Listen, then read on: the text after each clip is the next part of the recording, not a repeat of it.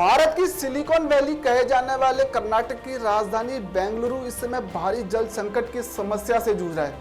नौबत तो यहां तक आ गई है कि सरकार को शहर वासियों पर कार धोने, पेड़ पौधों पर पानी देने और ऐसी ही तमाम दूसरी गतिविधियों पर रोक लगाने के लिए फरमान तक जारी करना पड़ा है।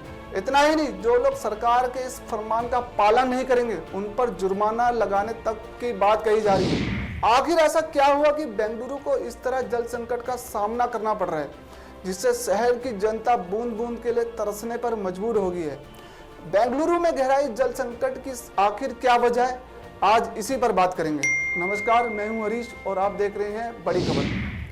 बेंगलुरु में मंडराया जल संकट कितना गंभीर है, इसका अंदाजा इसी बात से लगाया जा सकता है कि वहां पर गाड़ी धोने, निर्माण या फव्वारे जैसे मनोरंजन में पानी वेस्ट करने पर 5,000 रुपये का जुर्माना लगाने का प्रावधान किया गया है।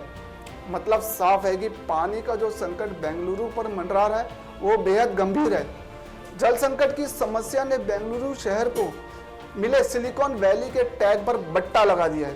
इतना ही नहीं, इस संकट ने लोकसभा चुनाव से पहले सियासी दलों की टेंशन भी बढ़ा दी है। क्या है बेंगलुरु पर छाए जल संकट की वजह?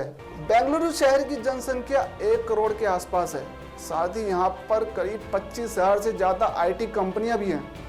बेंगलुरु शहर पानी के लिए कावेरी नदी पर निर्भर करता है, जो 95 किलोमीटर दूर कावेरी नदी से शहर तक पहुंचाया जाता है। कावेरी नदी से बेंगलुरु को हर दिन 145 करोड़ लीटर पानी मिलता है, जबकि बेंगलुरु को हर दिन 168 करोड़ लीटर पानी की जरूरत पड़ती है। पानी की कमी को दूर करने के लिए बेंगलुरु शहर की जनता 60 करोड़ लीटर पानी के लिए बोरवेल पर निर्भर करती है। कुछ समय पहले तक बोरवेल का पानी 250 फीट नीचे मिल जाता था, जो अब खिसक कर 1800 फीट नीचे चला गया है।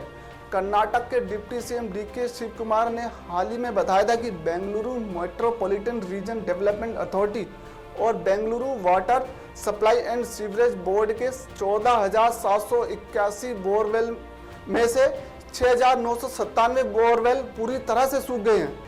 बारिश की कमी की वजह से बेंगलुरु शहर का भूजल स्तर काफी नीचे गिर गया है। यही वजह है कि यहाँ ज्यादातर इलाकों में कई झीलें पूरी तरह सूख चुकी हैं।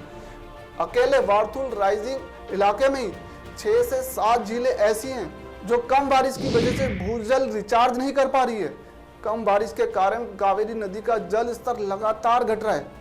इससे न सिर्फ पीने के पानी बल्कि इसके साथ साथ खेती के लिए सिंचाई के पानी की भी समस्या पैदा कर दी गई है। बढ़ती आबादी ने बढ़ाई टेंशन। बेंगलुरु में जल संकट की एक वजह वहां तेजी से बढ़ती आबादी भी है। शहर की आबादी पिछले कुछ समय में जिस रफ्तार से बढ़ी है, उसने भी वहां पानी के संकट की समस्या पैदा कर दी है। अनुमान के मुताबिक 2011 तक बेंगलुरु की आबादी 86 लाख के आसपास थी, जो अब बढ़कर 1 करोड़ से ज्यादा पहुंच गई है। 2025 तक बेंगलुरु की आबादी 1.25 करोड़ के पार पहुंचने का अनुमान है। बढ़ती आबादी के लिए रहने की जगह भी कम पड़ने लगी है। सूखती झीलों और पानी के गिरते स्तर ने इस समस्या का और भी गहरा दिया है।